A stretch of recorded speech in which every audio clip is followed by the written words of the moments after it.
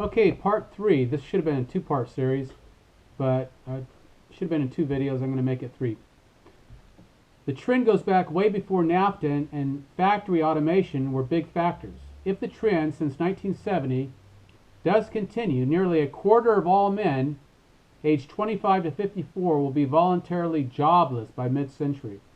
When 6 million truckers and taxi drivers are put out of work starting in 2025, but will surely be out of the driver's seat by 2040, along with most auto industry repair and maintenance workers who now repair gasoline and diesel engines, and the auto insurance business too has been decimated. It is not hard to imagine a world in which 20% plus of the population is not part of the labor force. And that's just one industry. Multiply that by hundreds of industries. We have millions of unoccupied working age males right now. What are they doing all day?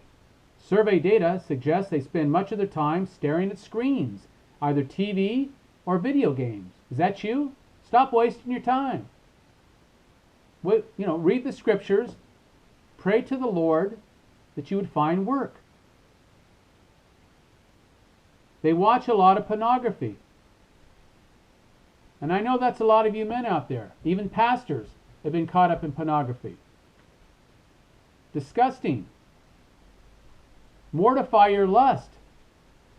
That's the one thing that will send you to hell. Who was it? Chrysostom, one of the early church fathers, said that women were the chief instrument used by Satan in sending men to hell. That's true. On average, they are in front of a screen for 2,000 hours a year, about what most people spend working a full-time job. Many live with relatives or couch surf between friends' homes. They say they'll look for a job when conditions improve, but that's always tomorrow. They just drift. They just drift. Education. Many of the aimless males barely made it through high school and aren't ready for college. Maybe they could get ready, but they would take money but that would take money and dedication few of them have, especially after they're 30 years old. This limits their options to manual labor and low-end service work, or even less positive options. It's one thing to work in the salt mines when you know you're on your way to something better, and quite another when you know it's the end of your road and you'll never do better. That's got to be discouraging. Given a choice between jobs like that and playing video games, it's no wonder so many choose the virtual life. This also goes for disability benefits. Of the entire unworking prime-age male Anglo population in 2013, nearly 3/5, that's 57%, were reportedly collecting disability benefits from one or more government disability programs in 2013. The rise of these programs has coincided with the death of work for larger and larger numbers of American men not yet of retirement age. We cannot say that these programs cause the death of work for millions upon millions of younger men. What is incontrovertible, however, is that they have financed it. Just as Medicaid inadvertently helped finance America's immense and increasing appetite for opiates in our new century, unquote. Addictions. A startlingly high number of men without work take prescription pain medications. Others use alcohol or other drugs. Physical pain plus the discouragement of being unemployed plus happiness-inducing substances is a toxic and sometimes deadly combination. As of 2013, over 1/5, or 21% of all civilian men between 25 and 55 years of age were Medicaid beneficiaries. For prime-age people not in the labor force, the share was over half, 53%. And for unworking Anglos, non-Hispanic white men not in the labor force, of prime working age, the share enrolled in Medicaid was 48%. The addictions don't simply harm the men themselves. They lead to broken homes, unwanted pregnancies, domestic violence, lost job opportunities, criminal records, and more. Eventually, you get whole communities riddled with dysfunctional, addicted people. It becomes very hard for anyone to escape the cycle. Now, I know this is negative stuff, folks, but it's reality, okay? And I've been saying that Satan has been let loose for a long time now. I mean, the evidence is all around us, okay? That we are in the last of the last days. Forget postmillennialism. That's false. Only if you redefine the term to mean that Christ will return after the establishment of the millennial kingdom, which is not a literal 1,000 years, but the kingdom of God when he brings in all of his elect. Yeah.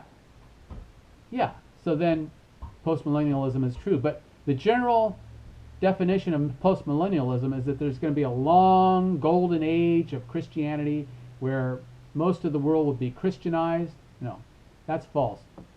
As Jay Adam, who is an all-millennialist, has said, the 20th century destroyed that viewpoint, that world and life view. Because the 20th century, even by a man who was a postmillennialist, the late Dr. R.J. Rushton, who was one of my teachers, said that the 20th century was the bloodiest century in the history of the world. So how can things be getting better with the rise of humanism and progressivism and educators like John Dewey and Horace Mann and a whole bunch of others? Incidentally, there's a great book that you should get called The Messianic Character of American Education by Rousas John Rushton. And he gets in to all these matters of, well, it's a study. It's called Studies in the History of the Philosophy of Education. What's a liberal education? Horace Mann, James G. Carter, Edward Sheldon, Henry Barnard, William Torrey Harris, William James. I mean, there's all kinds of educators here. John Dewey's New Jerusalem, The Great Community.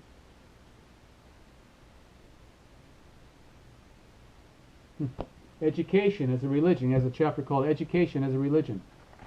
It is very religious.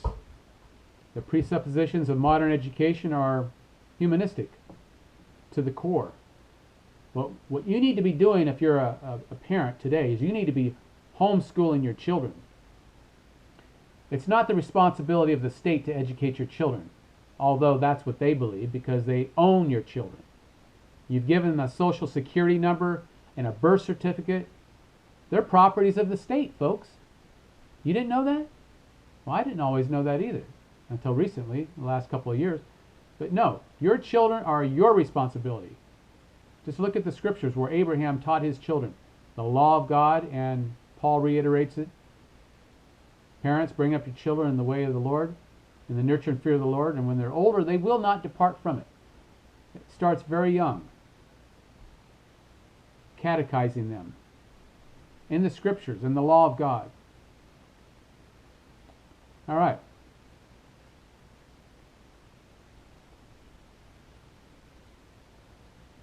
So eventually you get whole communities riddled with dysfunctional, addicted people. It becomes very hard for anyone to escape the cycle. That's exactly what the globalists want. And it's working. You see how Satan has used these wicked, evil billionaires? They're using their money for evil purposes. Oh, they think that it's for the good of humanity. They think that bringing about a one world government is a good thing. But that was never God's plan. You see? The theology of the tower goes way back to Nimrod, where they wanted a one world government. But God says, oh, we'll see about that. And he scattered their languages. No, God wants us to be separate nations. And I don't think he wants us trading with our enemies either, like we are with communist China.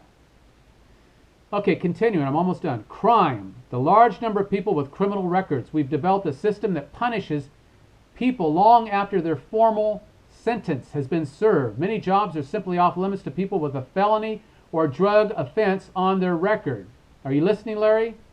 I have a friend of mine who's in the hauling business. His name is Larry. All right, I'm not going to mention his last name out of respect to himself. For whatever reason, and I don't even know what he did. I guess he did a little jail time, but he got a felony, and he told me that he cannot even get a job because of that felony. Why should that be held against him? Why should a person not be able to get employment just because they have a felony. God never holds that against a person. And like I said, if you go by the Federal Register's many laws, we're all felons by their accounting, by their reckoning, because these are man-made laws. I can make all kinds of thou shalt nots and make you into being a criminal. But God gives us 10 commandments to follow, basically. The first 4 have to do with our relationship with God, the vertical relationship, and the last 6 have to do with our relationship with our man on the horizontal level. Okay, I digressed. Let me get back to this. Crime, the large number of people with criminal records. Okay. Getting back to the felony. Okay. In many states, you can't get a simple apartment lease if you have a felony conviction, or in many cases just a felony charge. Many potential employers simply never follow up if they see that criminal record. And we are talking about a significant part of our population. While there may be only 1.5 million men in prison today, that population turns over and has accumulated to startling proportions. This felony convict population of 20 million. Our ex-cons are, so to speak, statistical outcasts who live in a darkness, our polity does not care enough to illuminate beyond the scope of or interest of public policy, unless and until they next run afoul of the law. Think about what this approach does. Even if a man has every intention of reforming his life, he probably can't do so unless he gets a steady job. That won't happen unless some employer overlooks his background and gives him a chance. I've always believed in giving people a chance. You know, I hired a guy one time, a young black man, who was out at juvenile hall where I work. I figured he wants to work, he's willing to work, I hired him. What did he do? Well, I guess it was my mistake. I didn't know that he had a criminal record. I mean, years had passed, I gave him the benefit of the doubt. As we were working on somebody's property, he ended up stealing my grandfather's truck, which had some rifles in it. My grandfather came out to visit me. We were doing a job, and my grandfather says, "Where's my truck?" Apparently this young man, well, my grandfather left his keys in the truck, for one thing. That was a mistake. But this guy, who I had hired, who I had trusted, stole my grandfather's truck. We had to call the police. They found it. And I think the rifles, they recovered them and everything. But it's just amazing, the kind of stuff that's going on today. And you reflect back in your life, you'll confess to experiencing perhaps some really disconcerting events. Our ex-cons are, so to speak, statistical outcasts who live in a darkness our polity does not care enough to illuminate, beyond the scope of interest in public policy. Think about what this approach does.